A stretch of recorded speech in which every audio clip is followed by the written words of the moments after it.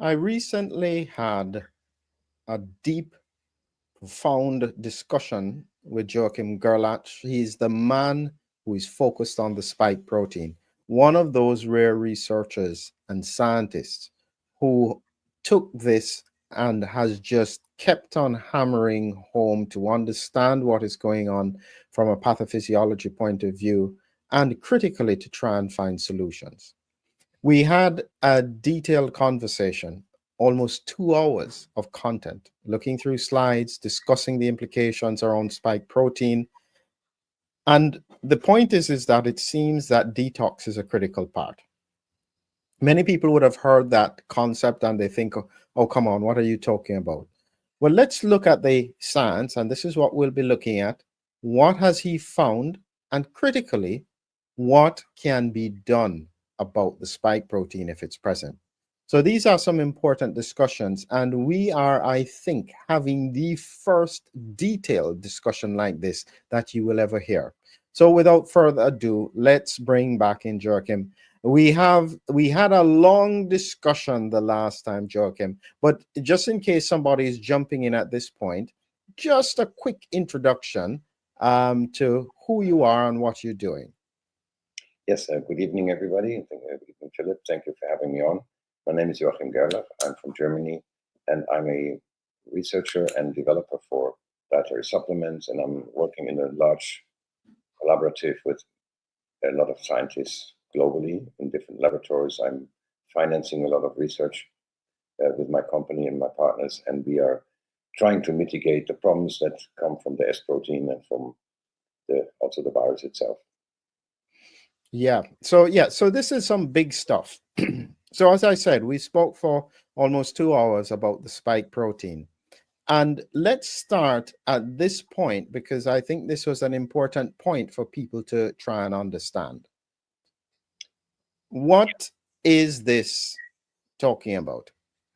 Okay, we are talking about persistent spike, persistent virus, and the condition it brings cells into. And so I chose the English word of I say the poetry, like the one rotten apple in a basket can spoil them all. And so that is resembling the cells that were invaded or are producing spike proteins or are still harboring viral debris or virus itself. And then on the right side, you see fried eggs, which resemble the conglomerates of cells that are formed when they get into contact with a spike protein and or the virus. That is a pretty common thing in also other viral infections, and it serves as a hideout for the spike protein and or virus. And so that's why I chose these two analogies to make it more visible for the listener and watcher. I think that this is important. So in effect, even though people may be asymptomatic, it's likely to be in a lot of people a hiding place where spike protein is just sitting and potentially causing long-term illness. I've come to the conclusion when I look at patients who have long COVID-like symptoms or post-COVID, I suspect that they may be just more sensitive to the presence of the spike protein and they have symptoms. Would you say that a lot of people may have the same presence of spike protein and be asymptomatic, but not necessarily not at risk from the complications from it? I mean, we see a lot of results coming out of the lab from patients that are completely asymptomatic, so to speak, but they harbor a lot of spike protein intracellular in the immune cells or in other cells. And so it does not necessarily reflect in symptoms. And I would be very careful in long COVID anyhow to rely on symptoms, because we have seen a lot of brain imaging, for example, where you see that there is already ongoing brain damage and these people are completely asymptomatic. So symptoms is a subjective thing sometimes. In many other diseases, maybe it is very helpful, and I think also in long COVID, but I would always rely more on visual or other diagnostics to see what's going on. So let's go in. So where are these spike proteins hiding? Where are they sitting? Yeah, so we'll dive into that. First of all, we have to understand that there is not one spike protein.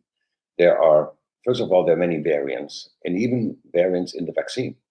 So you will not see that one prototype spike protein across the board. There will be the Wuhan, there will be the Delta, there will be Omicron, different Omicron variants, etc., etc. So spike can come from the virus. Even in a viral infection, a lot of spike is cleaved off, is cleaved and then into S1 subunit and S2 subunit and can circulate. So I colored them in blue because later we're going to have more slides so that you can distinguish. And then the spike from the vaccine, I put that in red. So that's a lipid nanoparticle in red above that. And that is transporting RNA into the cell and then converts the cell into a factory to produce spike proteins, which will be different from the virus. They have a different structure. And so they are maybe not, it's a big discussion. Are they more dangerous than the ones from the virus or not? But there, I put them in red. And then we have something that most people are not aware of, and even we are still struggling to resolve that, is the spike from bacteria, which Carlo Brogna has discovered that the virus can breed in our bacteria. And we find that spike protein that was produced within the bacteria has a different proteomic profile than all the other spikes. And you can now detect it and quantify it. So that's really important for us now to see if we can mitigate that. So we have to distinguish between roughly 3 different kinds of spike, and that's why I put them in these 3 colors. You know, the spike protein from the bacteria, there are a lot of people who don't even know that this is relevant. And I think that it's important for people to know this is part of the reason why there is so much persistence of viral protein in the gut, and also why they find it in the wastewater all the time, because it is just persistent there, especially in the gut linked with bacteria. This is a huge issue that very few in the scientific community, except say Carlo Brogna and yourselves, have been focused on. And it's, I think, probably the great oversight from the COVID pandemic. Yeah, it makes it, of course, more dangerous that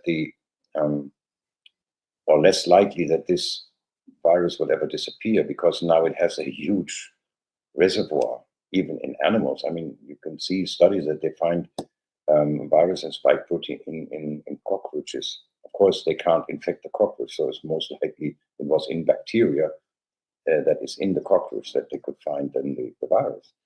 So it is also opening up the way, the path for zoonotic events, for different recombinants to occur, etc., etc. Plus, I mean, the implications for our gut biome and the dysbiosis are tremendous, inflammation, toxin-like peptides. So there's a lot of things we can make just a few hours on that alone. But Yeah. it's a source for spike protein, and we find it, and we have to deal with it. So where can these proteins be detected with conventional, now available diagnostic or research diagnostic tools? First of all, everybody might think, oh, we look for free spike in blood serum samples. You would find all 3 variants there, but it's not very successful. We work with the labs that do this, and they don't find much free floating in the blood. It's because of the nature. The spike protein is very sticky. It will not float around for a long time unless you have a production ongoing of spike and or virus or whatever. Then we find spike in PBMCs, peripheral blood mononuclear cells, which are immune cells, anything from macrophages, monocytes, T cells, CD4, CD8 lymphocytes, white blood cells, so to speak, immune cells.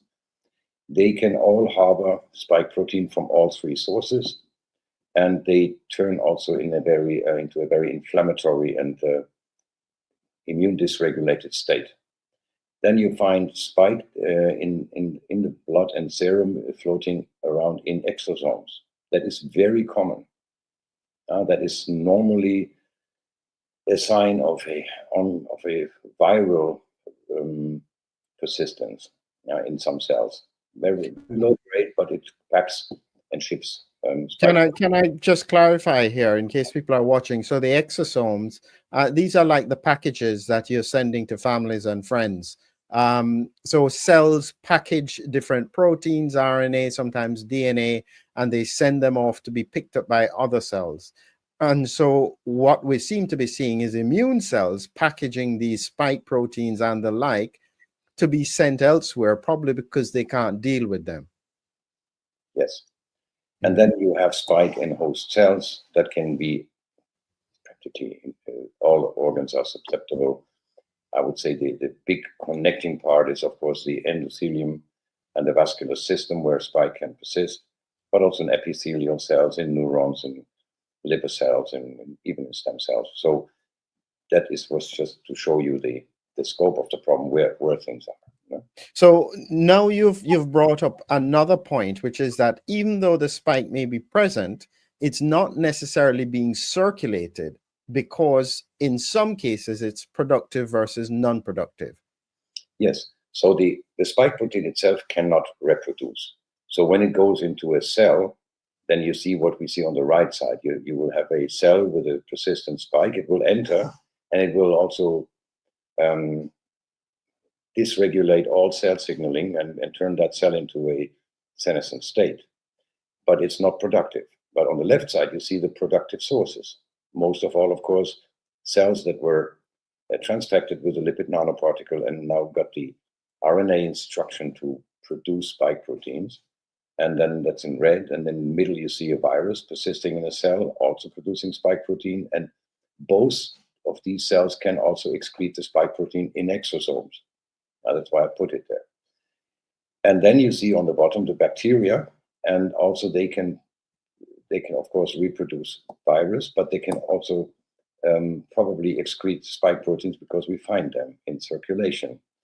We don't know, it is still hypothetical, if they can also wrap them in extracellular kind of vesicles. So we don't know if this is necessarily part of the picture. I couldn't finish the slide, I forgot. Yes. Question marks. So, yeah. So just to clarify then, when you are thinking of removing spike, you are thinking of taking it out of both the non-productive and the productive cells. Exactly. Yes. Yes. So that's the idea, and you have to do it that way, because otherwise you will not succeed in mitigating the problem.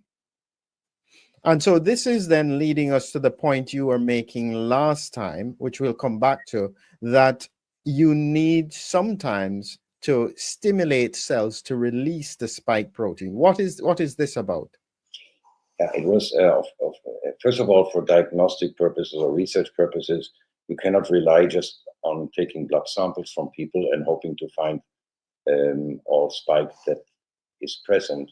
And so if you just take blood and you analyze it, and we have that on the left side of these bars, you have a very high blue bar, which means negative. So that means in the lab you couldn't detect any spike. And then these people are taking some capsules, and then 2 hours later, all of a sudden, the picture shifts quite dramatically. All of a sudden, you only have 15% positive and 85% being negative and 85% being positive. So that means we were able to mobilize spike out of the intercellular space into the extracellular space and into the bloodstream, so it can be detected. So now we have a better, let's say, a better accuracy in defining who has spike and who doesn't have spike.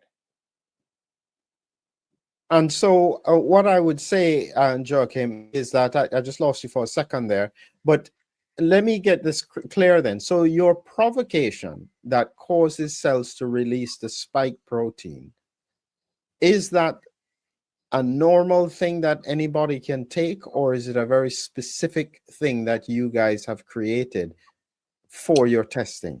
It's now in the 4th generation. That means, look, you have different substances that the organism can use to selectively break open these cells. But as we have learned, the spike can be in so many different cells that you want to be sure that you have a good mix of molecules that will then trigger the release from all affected cell types. So you can't just say, oh, I'll take this molecule or that molecule, and that'll do it all. It will take then some of the cells out, but it is not really reliable. I like to be more accurate in how we proceed with this. And so I think what I'm trying to get at is that this is not, the provocation is not a simple supplement that you can just get over the counter somewhere. This is something quite specific that you guys have created with your spike test. Yes. It took a lot of work and a long time trying that. Oh, yeah. So explain what this here is about with that provocation. I really like that it came in a few days ago.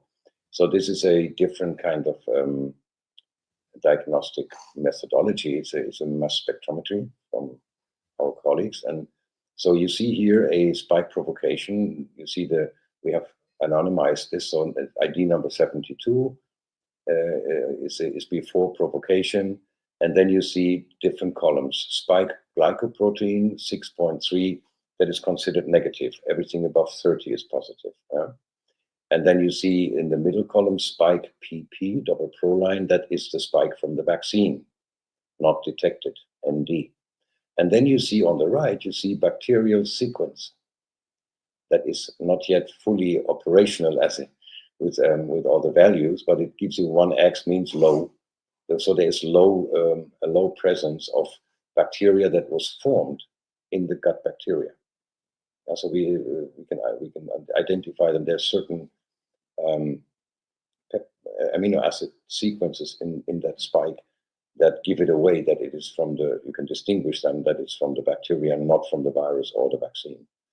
And then and I took this picture because it's a classic. After provocation, all of a sudden, the spike from the virus became positive with 33. That's a level when you consider that positive. And all of a sudden, in the middle, you see the spike from the vaccine shows up. Before, you couldn't detect it. So that was probably not from a productive process. It was it was still in the cells embedded, and the body can't get rid of it, and we provoked it to come out. So this patient does have some spike protein from the vaccine also persisting. And now we are really not sure yet what to make of the third row on the right. Why do we see now an increase in the spike from the bacteria when we are knocking on the door of our host cells? So again, still open for debate, open for research, another round, try to find out what's going on here. But this gives a clear picture of what to expect when you do this. So that's critical. This is important stuff. So the provocation causes these cells to release whatever spike protein they have. And the practical question is it possible that they have spike protein left even after they have released some? Is it? This is of course just a very light provocation. This is not what we would consider something like a detox. The dosages and the duration is way too low. It's just like provoking a bit. And you have to see these molecules. They don't go if you give them once at that dosage, they will not be able to penetrate into the whole organism and go everywhere. You will have a barrier-dependent cascade of how they function. You take them in, so the first part they will reach will be the gut epithelium.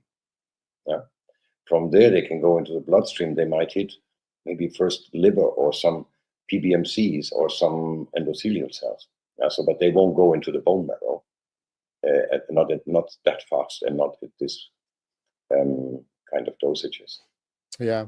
So this one here is what you found, similar principle before and after provocation. Exactly. So you can clearly see here that there is a tendency, and we don't have hundreds and hundreds yet of reports, but you can see a tendency that this seems to be seems to be a good way to go. We should keep doing that now and document it. So 2 hours, and these tests go from negative to positive. This is almost 1, 2, 3, 4 versus 1, 2, 3, 4, 5, 6, 7, 8, 9, 10, 11. So almost 3 times the number that would become positive after provocation. Very interesting. And that is also, we are entering now comparative trials with other companies and groups. And I'm trying to convince them now that we agree on a standardized testing. Yeah? Because if you imagine you don't provoke, then first of all, you have a lot of patients that seem to be negative. And then even when you did a detox and maybe helped a little bit, you still don't know, have you removed that from the cells, from the intracellular space? You will lack that information. So we need to include that into trials and try to standardize the way we look at patient and report about outcomes. Excellent. So then what is this about? Because so far the provocation is talking about, is it Xenolytics or Xenomorphics or both? Yeah, so this is very important because I was at a conference in Munich the other week, and a doctor came to me very proud and he said, "Oh, I was listening to your presentation, and I give my patients a very high dosage of Xenolytics right from the start." And I say, I was really scared when I heard that. And so what you want to do is you want to distinguish between two different processes that can happen. So in principle, we are looking at senescent cells. We explained that already in the last stream. Senescent cells are cells that can also occur when you get older. So they're at the end of their life cycle, but they don't die. They stay around and turn into a zombie-like state. That means they cannot reproduce anymore and they cannot die. And so they're kind of switched off in their normal cell cycle. And they're also inflammatory. So that what you would call in humans inflammaging. But you also have a virus-induced senescence, and then of course this happens right away. It's a protection mechanism by pathogens to avoid being degraded by the internal autophagy mechanisms within the cell that can become dangerous for the pathogen, or also to be invisible kind of for the immune system. And so the so-called Xenolytics are molecules that help the organism to break down these cells, and then they get replaced. But you also have sometimes the same molecules, just with a different dosage, and some other well-known xenomorphics. And a xenomorphic will take cells that can be repaired and bring them back from that zombie state into a normal, healthy state. So they start to reproduce again, autophagy works, all the inflammatory signaling goes away. And that is what I wanted to explain here. You have to do both. And now you guess what you have to do first, if you want to do something about this problem. So yesterday we have explained that not all cells that are senescent contain spike. Not all are the rotten apples in the middle with the worms inside. You have bystander cells that become senescent because of the affected cells where viral debris is inside. And these bystander cells can be saved. And for those, you want to have a week or two, a time frame of mainly xenomorphics in order to bring them back into a healthy state. Yeah, so if I made this, that's why we have these apples here. Okay, so this is before any infection or transfection, all healthy red apples, and then you expose them to SARS-CoV-2 and or the injection, and then you have this picture here. In the middle, you have these rotten apples with the worms inside, resembling spike or viral debris or whatever. And then around it, the greenish apples now, they are what we would say bystander senescent, kind of infected by the rotten apples in the middle. But we can save them. So on the next slide, you see what happens when you now apply xenomorphics to this. And here on the right picture, you see now these green apple turn back into a healthy state. And now what you're left with are the rotten ones in the middle. And now you come in with the artillery, with the Xenolytics. And then on the next slide, you see what happens then. So then you will selectively clear out these cells that do contain the viral debris, spike protein, and other things. So that is basically what we try to do.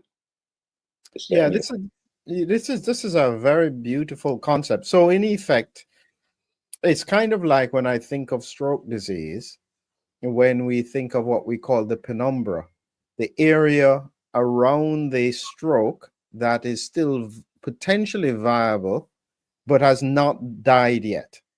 And everything that you're trying to do is to try and get enough oxygen and blood supply to this penumbra so that these cells will come back to life and improve the outcome after the stroke. Mm-hmm. And it's very similar to what you're saying here. So, okay, so let's look in some more detail then of your xenomorphics. Yeah, so the xenomorphics, I can't show all the molecules here today, and I cannot also disclose all the little secrets we have. So, but one that is commonly used by us in many of the liquid products is rutin. So rutin is well known as a phenolic compound that can do a lot in regards with spike protein, with inflammation, with neurological problems, and so on. It's a very useful molecule, but one of its main properties is actually it's a good xenomorphic agent, and you can see that there on the right on that chart. You see SASP signature.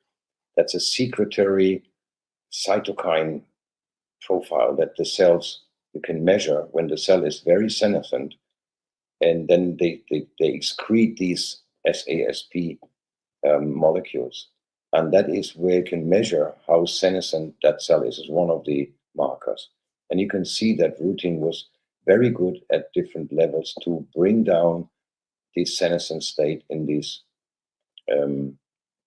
cells at a pretty low concentration even. So actually with the xenomorphics, you want to be really low concentration, good bioavailability, but low concentration. And so you want to help these cells. The organism can rebuild these cells when it has access to these kind of molecules. There are many xenomorphics, but I'm just describing some here. Luteolin also, that's in one of the products. It's inhibiting senescence by ramping or modulating SIRT1, sirtuin-1, and p53.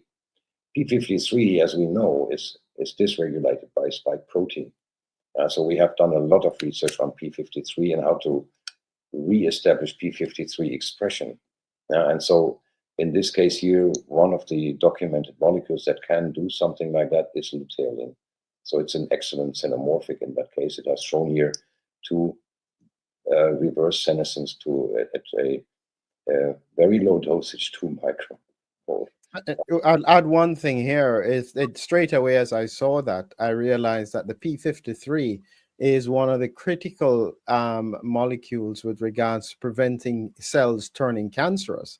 So one of the interesting side effects of what you're doing here, if this is bringing benefit, will be to reduce that risk of cancer broadly in the host. Very interesting. Okay, let's go on here. So are these still more xenomorphics? Still a xenomorphic. There was this Japanese study, and they couldn't restore bone volume because the stem cells were senescent, and then they used the green tree extract epigallocatechin gallate, and it could restore the bone volume by reducing the senescence in these stem cells. And that is exactly what you're looking for. That's what you need to do in order, because if you look at these rotten apples, it also happens in our stem cells, and we have to be very careful. So the main reason why you want to use the xenomorphics first, before you do anything else, is to protect your crown jewels, neurons, myocardial tissue, stem cells, especially in the bone marrow, and progenitor cells. Because, and like I said also in the last interview, your ovaries and the reproductive organs.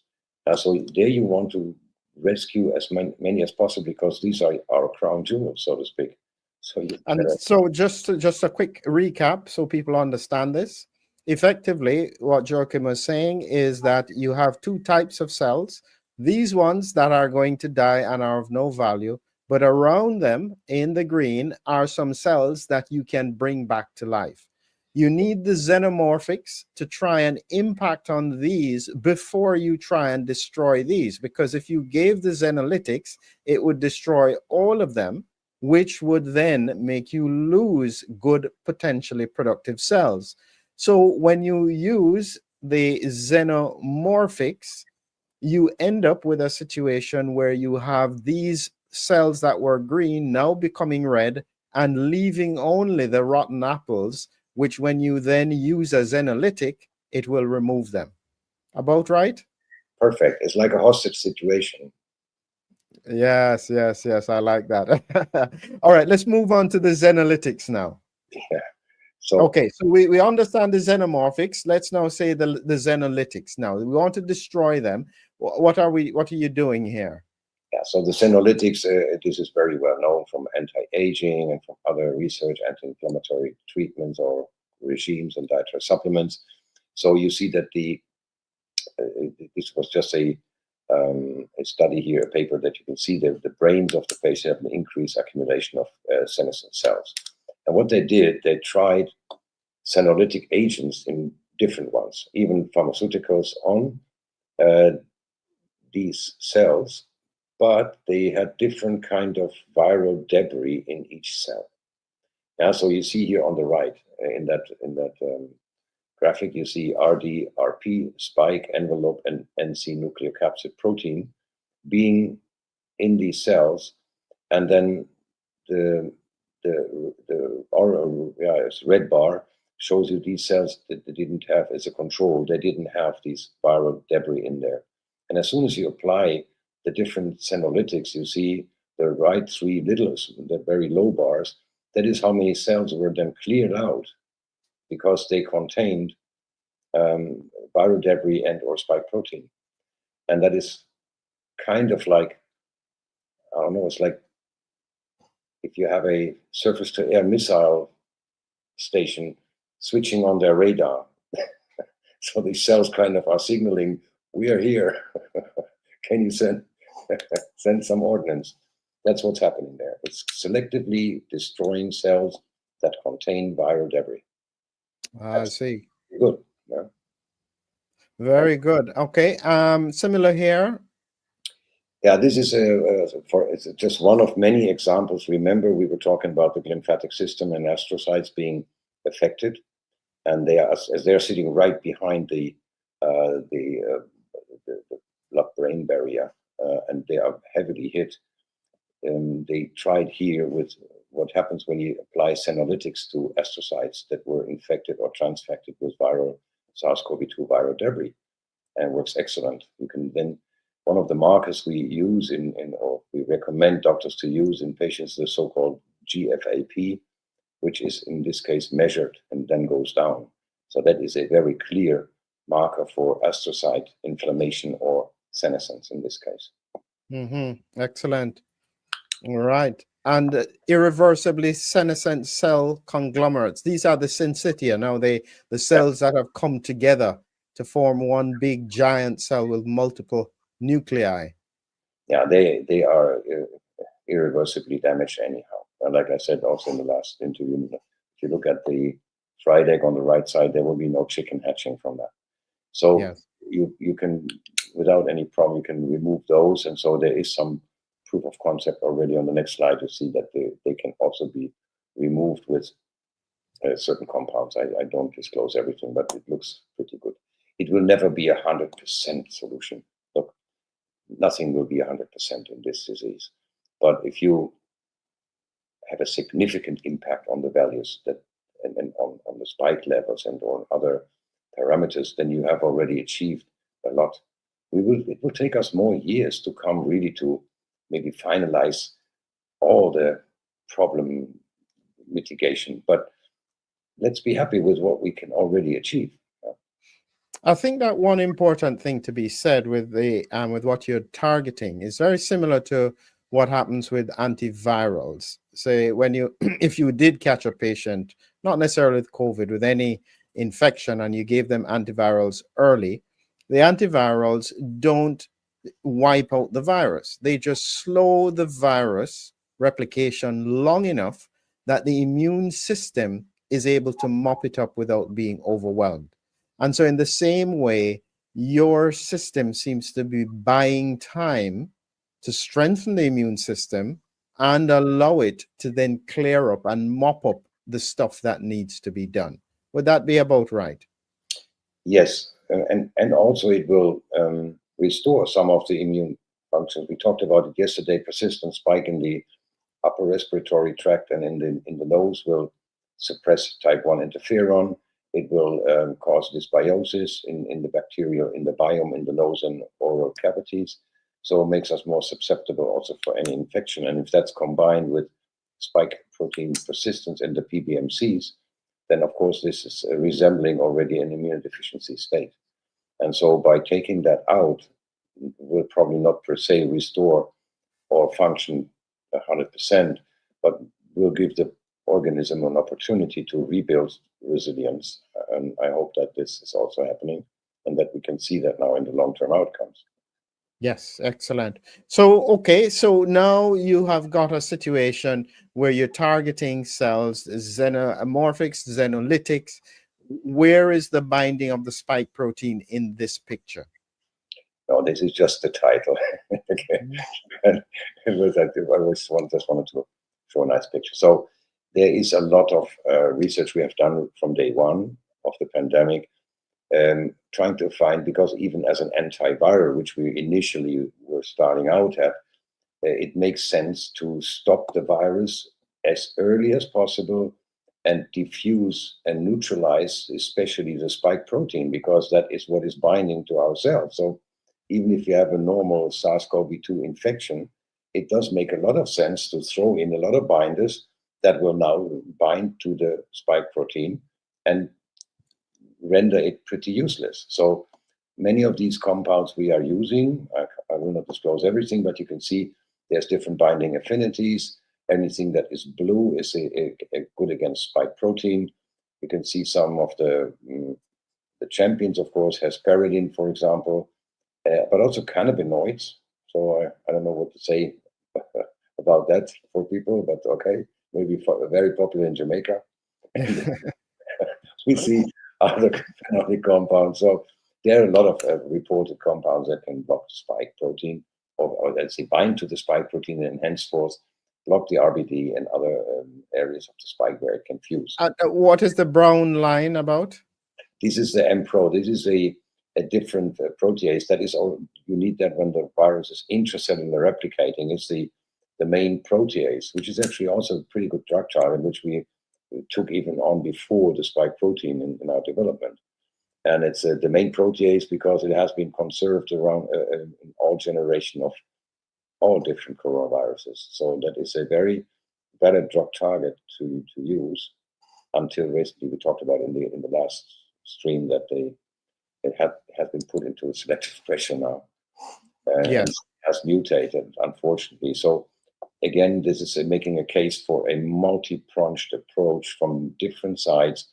Don't never rely with this bastard on only 1-2 pathways. It's very agile, fast mutating, and makes it difficult to tame it because it is so inventive, so to speak, in what we get to that. We'll have a look at the next slide. You see, so these are just compounds that have shown to bind to the receptor binding domain and other parts of the spike protein. And actually, some of those are also, we use them as senolytics and binders at the same time, because you want to make sure that the binders are very close to the point of action. So you want to make sure that the availability of the binders in the body region where now cells are breaking open is there, because otherwise it would be useless. So you cannot, for example, you cannot now mix pharmaceuticals with nutraceuticals or phenolic compounds because their half-life in the blood is different and their distribution is different. So you want to use, and my favorite are the ones that break up the cells and bind at the same time. Makes sense. Yeah, I think that as I think about it, because you've said something important that I'm not sure if it has come across, is that your first phase, xenomorphics, to give good cells a chance to heal. Yeah. Then you're using the xenolytics to destroy the zombie-like cells with spike protein in it. Yeah. When these cells die, they are going to release spike protein, which we know is very sticky, And so therefore you're using spike binding compounds to then pick up these release spike proteins and get them out of the body. Is that about right? That's perfectly put it. I forgot to really explain that. You did that very, very good. Thank you for that.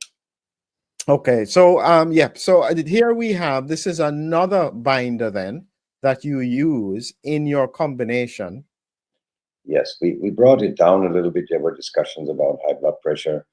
This is actually one of the main compounds in licorice, but licorice has so many other advantages that I was reluctant to drop it entirely.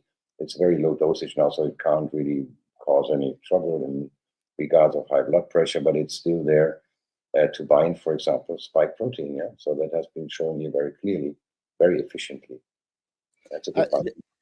And since you mentioned the high blood pressure, I'll clarify what we had said.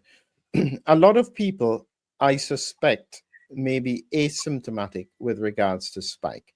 And so the question I was asking, is asymptomatic presence of spike similar to hypertension or high blood pressure? It's very silent, but even though it's silent, it's still doing damage to the body. And it therefore is critical as part of your longer term health strategy to identify as many things that can cause harms. Almost similar, we don't wait for people to get full-blown cancer. We try and screen them to identify and deal with it early. Are you thinking along a similar line with regards to these products? Yeah, look, it is very well documented what spike protein can cause. And it's a array of several hundred different signaling pathways that are off.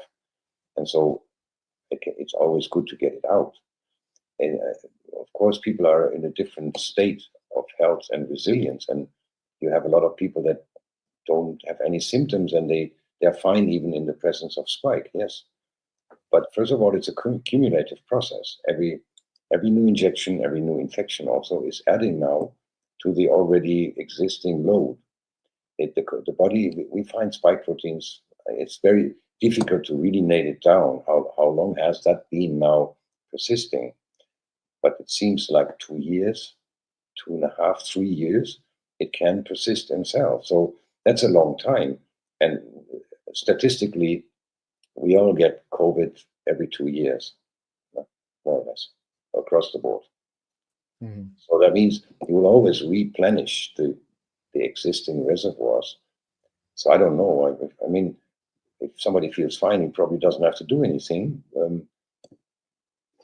Everybody is his own captain in life. But if you are symptomatic, so now the main point actually is to give doctors and therapists something at hand now to test first and see if the patient that is now developing a chronic illness, if that is fueled, caused, or even triggered by spike protein or the vaccine or the virus. Yeah, because it's hard to distinguish. Yeah. So when we look at the gut here now, and I'm thinking carefully about what you said before, xenomorphic, xenolytic, then spike binding. Why is the gut after that? Wouldn't it have been logical to start with the gut first? Can do that after. Yeah, you can do that. You have to do that actually in parallel, because if you look on the left, you see two different slides. One slide is showing the bacteria producing spike and virus, breeding viruses, and on the bottom corner left, you see the gut epithelial cells being full of virus and spike protein over a very prolonged time. So now this is one of the few places where we have a conundrum, because we have two different host cells harboring virus and spike, and not one intervention will clear both.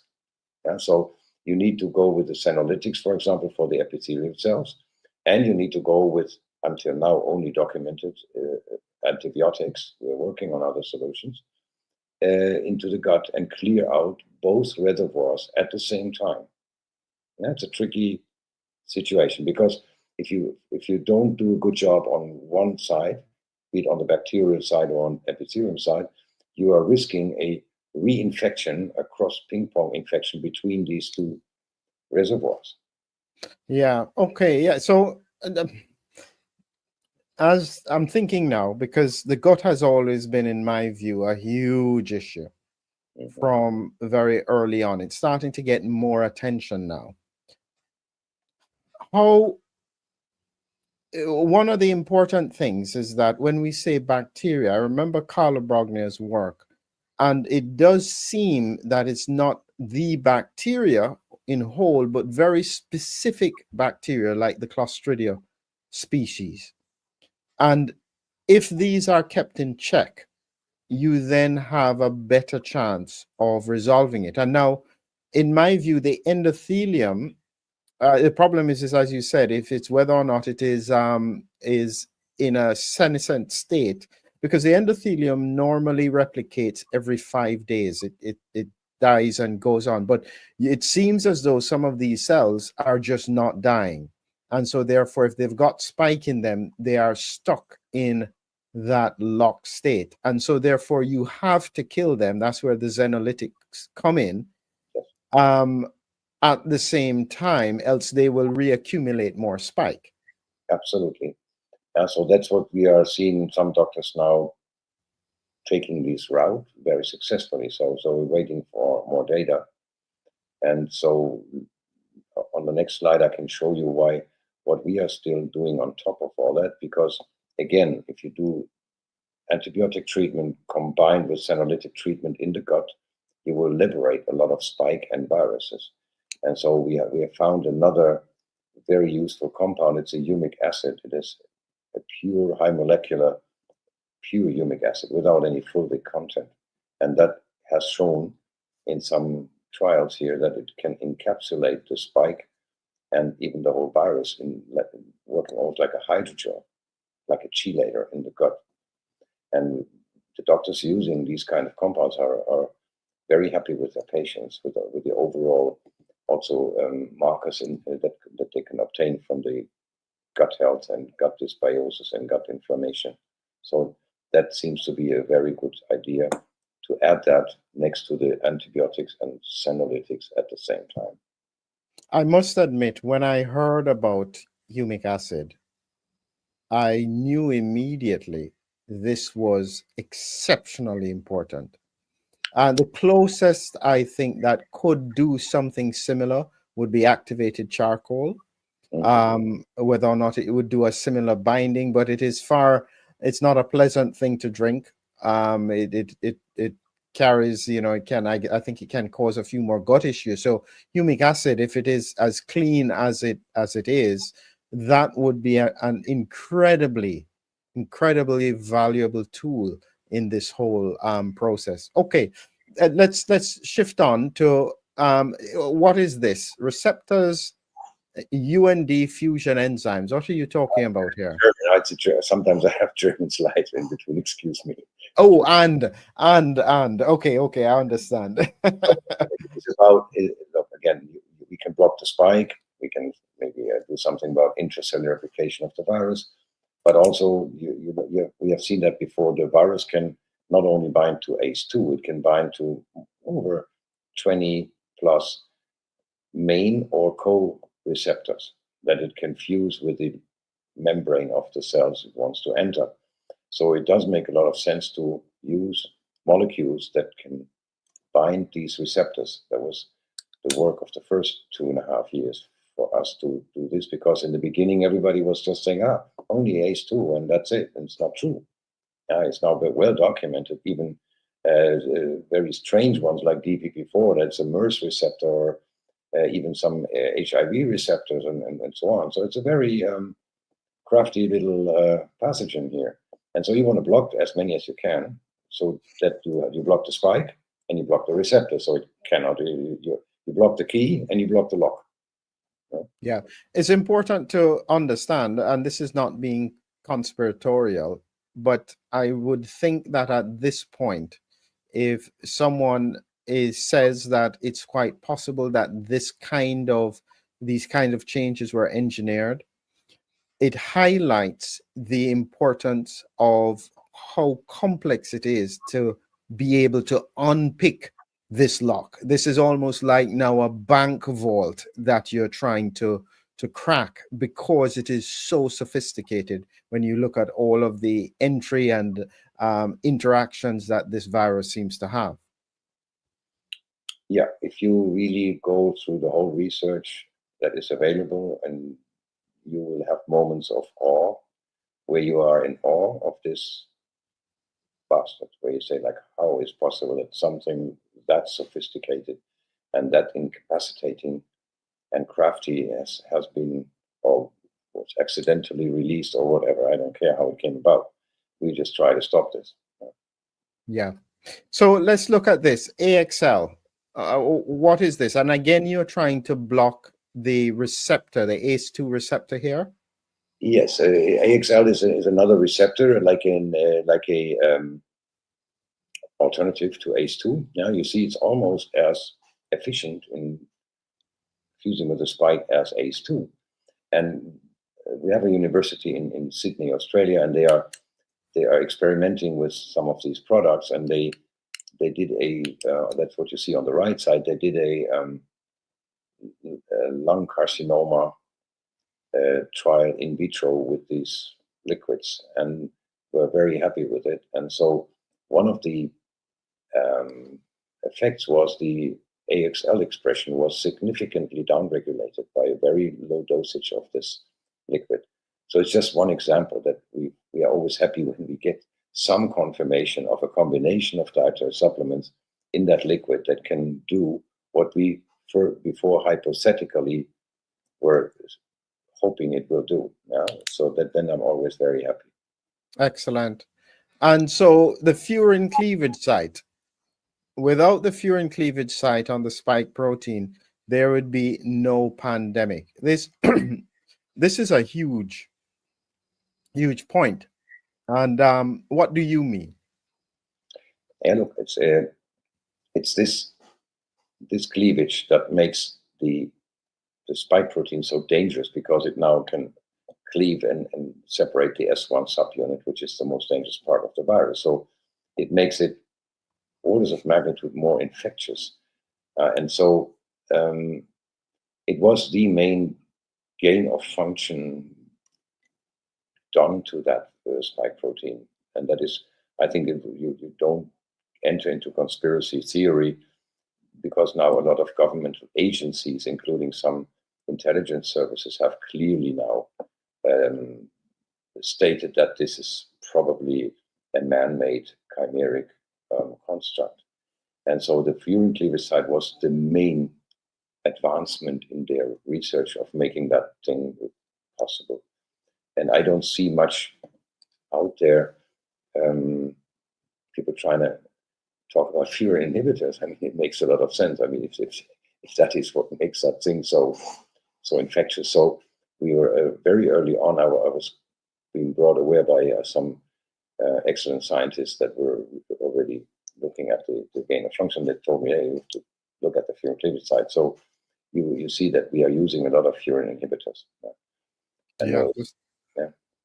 Excellent. And again, now it induces heme1 oxygenase 1. And in this setting here, what is the relevance of the spike protein inducing this enzyme? What happens is, because it does that, it kind of also causes syncytia formation in the liver and the kidney. Sorry. So that is one point. When you try to get spike out of the system, you want to have it neutralized, and you want to be careful that you, in the process, don't do any damage while it gets excreted. And so quercetin, for example, shows here very good efficacy in preventing this syncytia formation in the kidneys. That's why I put it there. And so it's only one of the countermeasures you can do.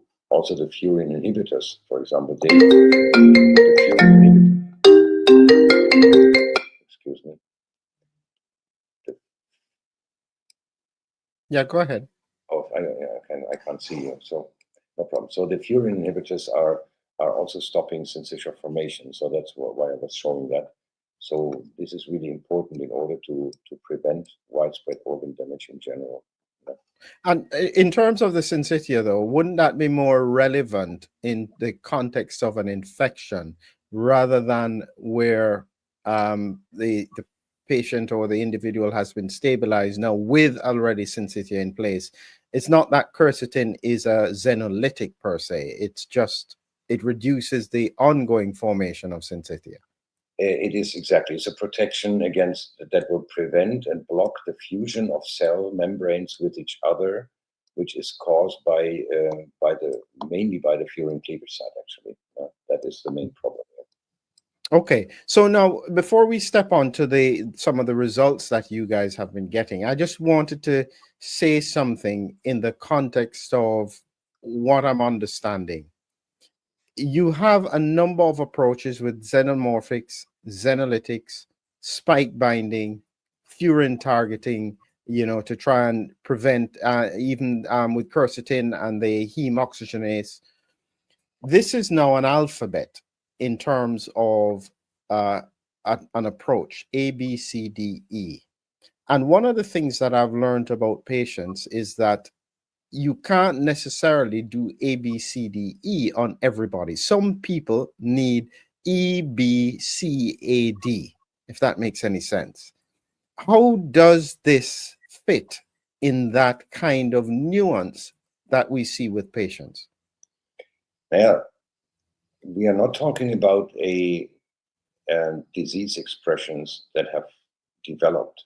We're talking about a persistent pathogen that is nested in the cells. So you can go in a different following order, but then you're running so if you provide the binders and then later the Xenolytics and the Xenomorphics at last, you will do a lot of damage. You will not have these results, most likely, I think. And so therefore, in effect, that sequence that you do, Xenomorphics, Xenolytics, spike binding, furin inhibiting, is the most optimal sequence in order to get results. As far as we know. We are still at the beginning. We have only preliminary data that is more of a proof of concept than already now results that you want to scream from the rooftops. But it's going in the right direction, and so we will learn. There will be maybe other components be added. I'm not sure yet. We have not even understood the whole scope of the problem. So how can we be confident in saying, "Oh, we have it solved," like other people do? That is not very scientific. Yeah. Excellent. So, in effect, then, what was it that you saw here? Yeah, this was doctors that were using these exactly this following order. Actually, they only used one product, and they just started slow, and then ramped up the dosage over the course of time, and it was like, I think it was 8 weeks in this case here with 2 cases. And they were just measuring with the laboratory from Professor Koenig in Magdeburg. They were measuring or quantifying the persistence of spike protein in different regions of cells. So you could see that there was over 90% reduction in the course of this time frame. And so we find that pretty exceptional, because to my knowledge, nobody has ever published anything now in the scientific literature, anything like that. Wow. So that's quite fascinating to be getting results like that. But again, your critics would say that's only a few patients. We know that sometimes it doesn't necessarily scale so easily. But as you said, this is a trend in the right direction. So in this case here. Yeah, so you see in July 24, that was the initial diagnostic. You see that this patient X, we call him, has a spike protein in the immune cells, in the PBMCs. So plasma, serum, and exosomes were negative. And the PBMCs, the immune cells, were positive with 188 picogram, which is considered high. So the level of detection starts at 4 picogram. let's say anything between 50 and 70 is moderate, medium, and everything above 100, 150 is already considered very high. It can go up to 1,000, but that is exceptionally rare. And then you see after 2 months, there was a second diagnostic done, and you see that it stayed negative, of course, in plasma serum exosome, and the spike in the immune cells went down already by 90% to 17.28 picogram from 188. So that is significant, I would say. And then another month later, they continued. It was down to 5.18, which is barely above detection threshold, which is a level of detection is 4 picogram, as I said. And would you say that the symptoms improved in this patient X? Yes, that's what is reported from the treating doctor, that the neurological symptoms improved. Yes. Okay, all right. And let's see patient Y here. Yeah, so there was a female patient, and that is a different picture here. You see, it in this case, it was negative in plasma serum, negative in the immune cells, but positive in the exosomes. And you see here now the variety of different data coming in. And so again, this was a 2 months treatment, and the spike in the exosomes went down from 228 picogram to 14.25. So that is also significant, I would say. And I think the patient is still or was on treatment, and we will get some follow-up data. I'm sorry, I lost that a little bit out of sight here. We have a lot of things ongoing. But funny enough, you see here, spike protein in the immune cells was before initially was negative and then was positive after 2 months. So that is a sign that we most likely were breaking up cells that were pumping out the exosomes with a spike, and that when they go into apoptosis or into xenolysis, the phagocytes come and try to clear the debris. And when they do that, then sometimes they are ingesting some of the spike, and that's what we could see there. Now, Also, when I look at the time frames there, we're talking about months of treatment. yeah, 2 months. 2 months. A lot of people want quick outcomes. You know, they want to know you give them a week of therapy and they're better. What do you say to these people? I can't say anything. Look, it takes the time it takes. What can we do? Yeah. So I see also some clinics and doctors, they try to accelerate this process, and I can only caution, you have to give your organism time, because, for example, when you have the PBMCs full with spike, when you clear them, okay, it takes around 2 weeks for them to be replaced. But at the same time, you still have problems in the thyme, you have problems in the progenitor cells, and you have problems in the bone marrow with the stem cells. So I would not rush it. I would be very happy if I can get this out at all to start with, yeah, and not look on the date. I'm in a hurry. It doesn't work like that. You have to give your organism time to rebuild the cells that were taken out, and to bring down the inflammation and get back into a healthy state. So I would not rush it. No, I don't think that's a good idea.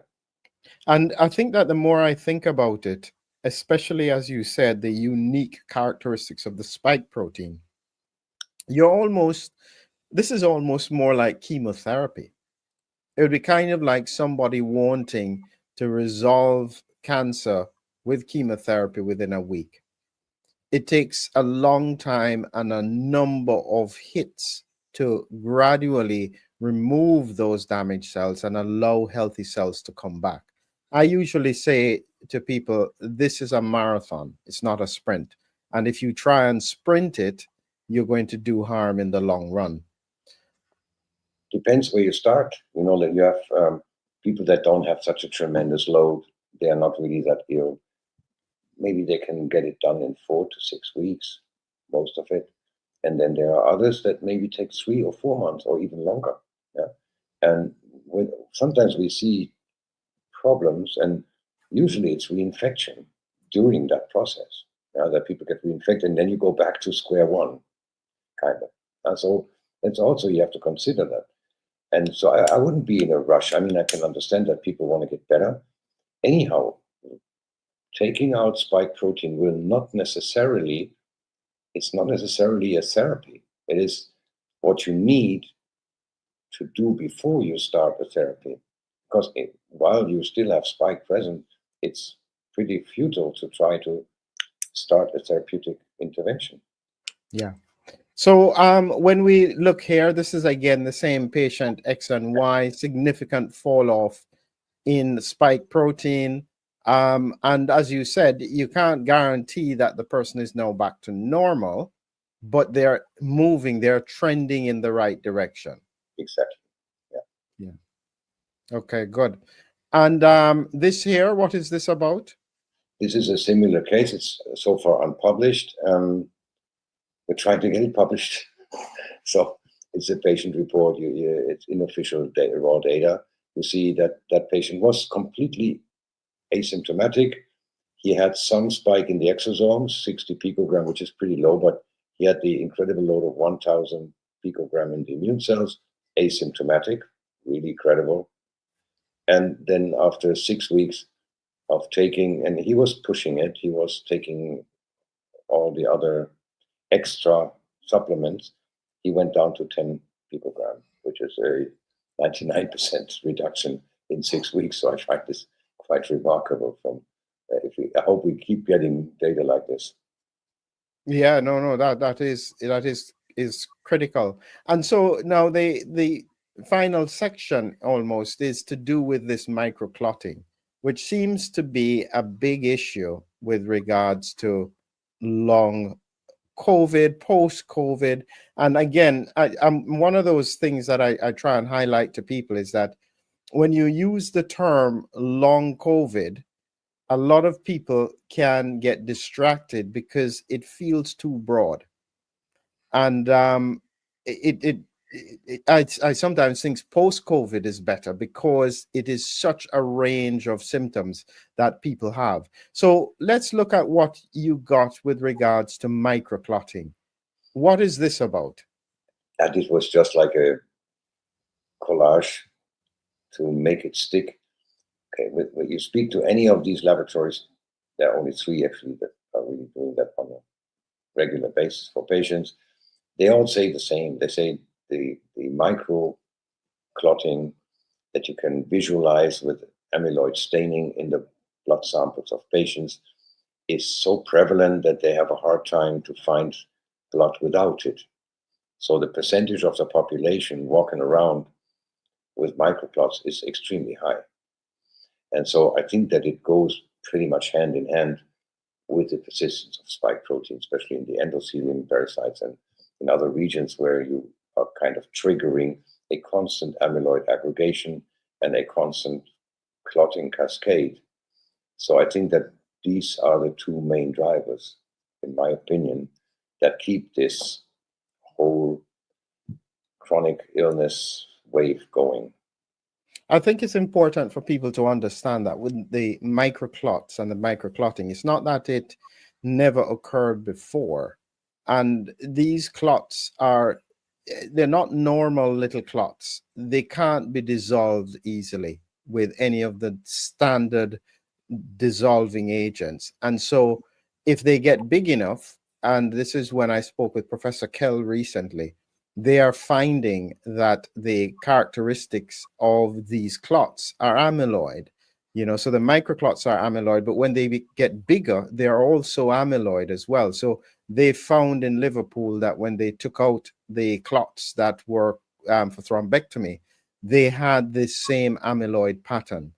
And so this is pretty serious stuff.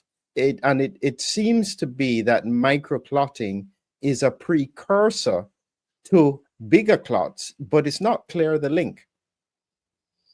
Yeah, we are looking at that since a long time. We do have some hypotheses, and you will have Kevin next week on the conference. He can give you more insights. We are collaborating with that laboratory there in Japan, and so we did receive samples of these larger clots. At the moment, I'm again having some objections here. We're looking at a post-mortem sample. And so post-mortem, you have certain parameters that are changing, pH, temperature, and others.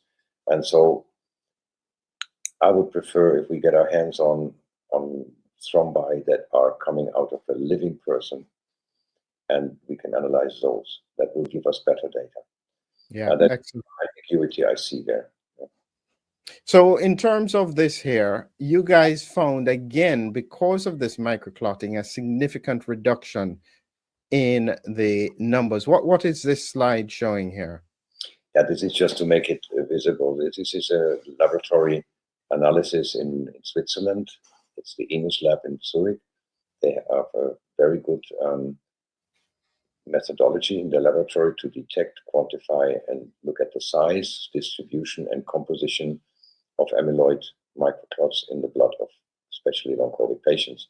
And the left slide was before the patient was starting to take some dietary supplements, similar, same clinic as where we had the spike results, and not the same patient though, but the same regime. And then you see after 8 weeks on the right slide, I would say quite significant reduction in the number and sizes of the microclots. So that was also documented on the next slides. You see also the complete documentation about different levels of amyloid, what kind of amyloid. They are very throughout in this laboratory. I can only recommend anybody that's in Europe and has the possibility to send blood for diagnostics there. This is the best I've seen so far from the analytic and methodology and the accuracy of what they provide. Again, you see before and after levels, and you can really compare all different parameters, and it gives you a very good situation assessment of what is happening in that patient in regards to microclots at this given time. Now, here's an important question, because you've done the test before, you've done the test after, say, about 8 weeks of intervention. What would happen if you then did the test again 8 weeks later, having stopped it? Would you then see a recurrence of microclots at the level that we had before? We will try. We will have a look. Of course, that could happen theoretically.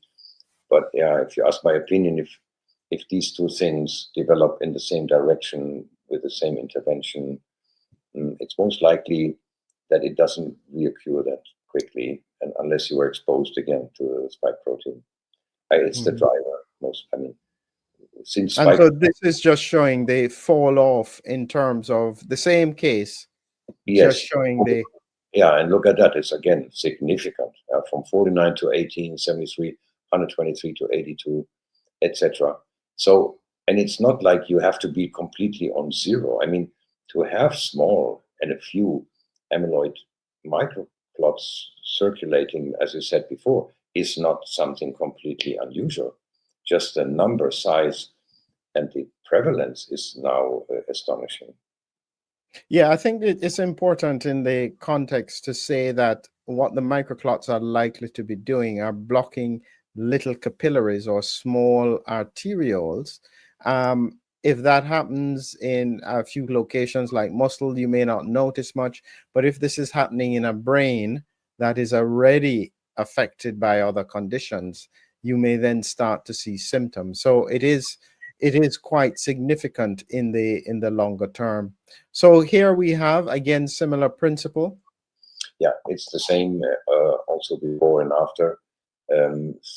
Sometimes 3 months, there was not such a tight monitoring, but you see again, left side is before treatment and or intake, and the right slides show you the same patient after.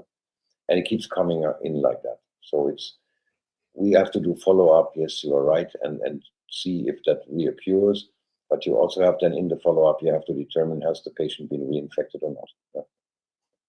It's always some ambiguity again here because people don't notice, they don't test, and actually it's difficult to really narrow it down because as we talked about yesterday, the nucleocapsid will not give you a clear indication. Maybe a spike test then would give you a better indication, because we saw yesterday when we we tried again the new samples of the quick test, that there were 2 patients working at the lab where we developed those. They had COVID a few weeks ago, and they also still were positive on the S1 subunit spike test. So that gives you an idea that it's practically after each infection also that you find S1 subunit circulating. Yeah, I think that one of the critical questions is that, do you understand how these therapies are impacting on the microclots? Do you have any idea as to pathophysiology? Mm-hmm. I can give you around 200. Any main thing? Look, I'm working on the, no, I'm not going to say that. Okay, there are anything from amyloid degradation and amyloid buildup. You have the protein C being downregulated. You have endothelial inflammation. You have high fibrin, high fibrinogen. You have high LPS. LPS can bind to spike protein. You have high serum amyloid, etc., etc. So I could go on for like a whole list where it's well documented that many of these molecules can interfere. Simply speaking, as long as there's spike in the endothelium and spike in circulation or wherever active, it will fuel many of these cascades that are contributing to the microclotting and to the thrombosis development in the patient. Yeah, I think that one of the critical points that I would be saying is that when I'm looking at the research, and I think it's valuable that we do independent parallel research, so meaning that I am looking at different things, you're looking at different things, and it's how the research dovetails together. And what I would say is that everything so far with regards to the post-COVID pathology is about inflammation.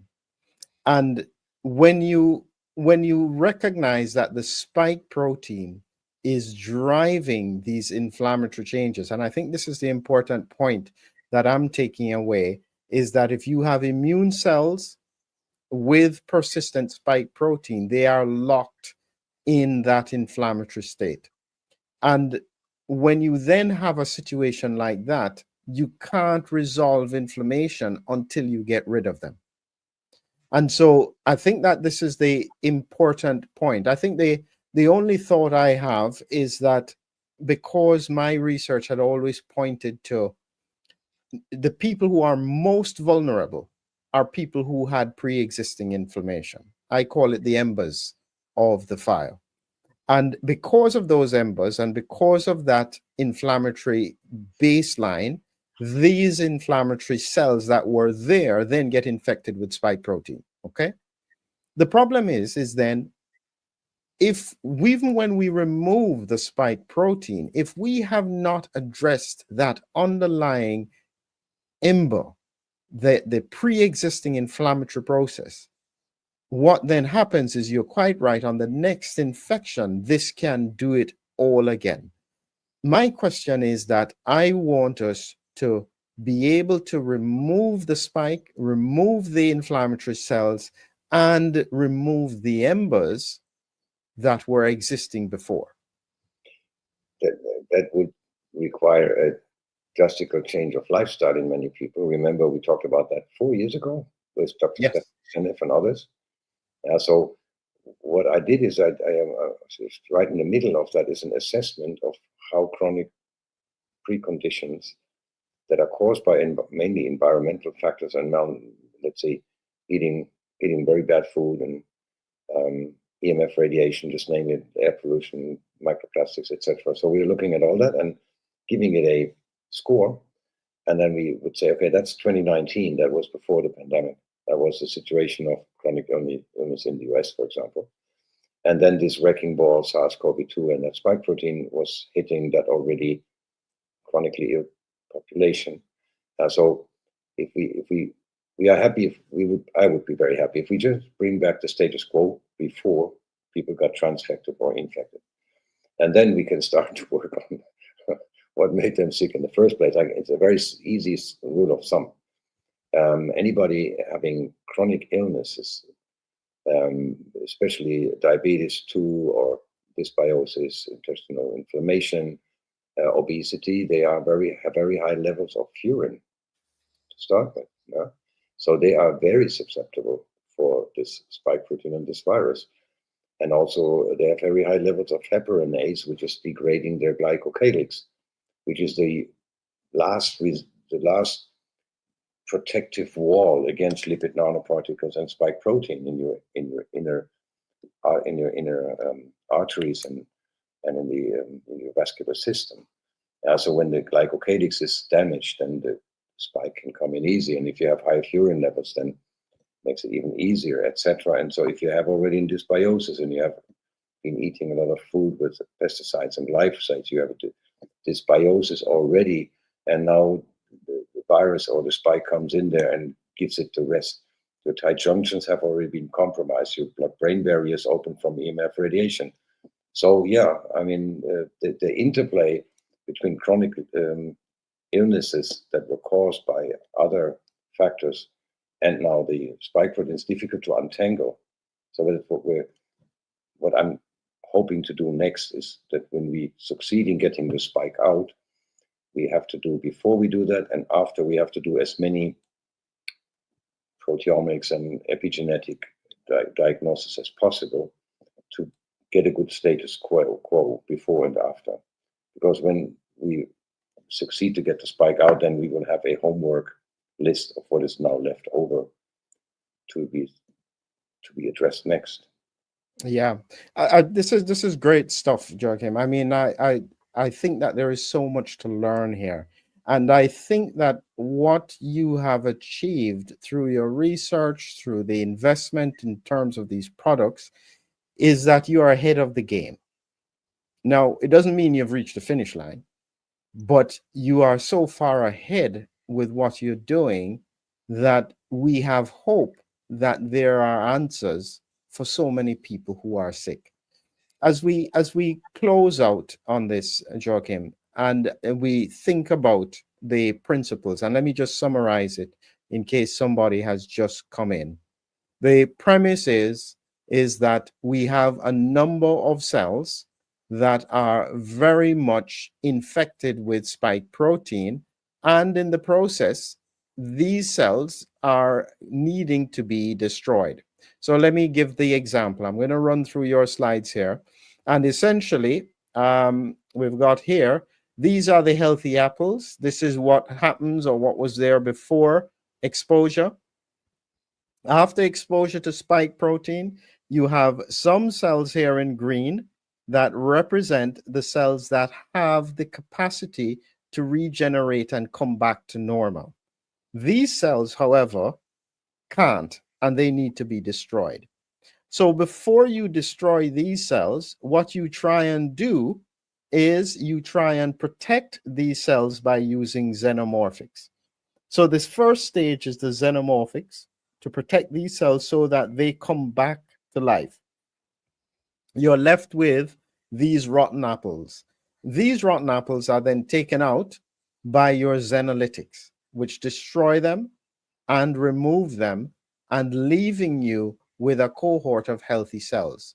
In parallel to that is the removal of the bacteria that could be the cause of ongoing circulation of spike, using products like humic acid to bind the spike protein, and sometimes antibiotics or other products to try and get rid of the bacteria that are reservoirs, and at the same time destroying the lining cells that have residual spike protein in them. The process that you would have done would have led to the fact that inflammation goes down, spike protein goes down, clotting goes down, the patient feels better, and you have brought them back to where they were, hopefully pre-pandemic. Is this about?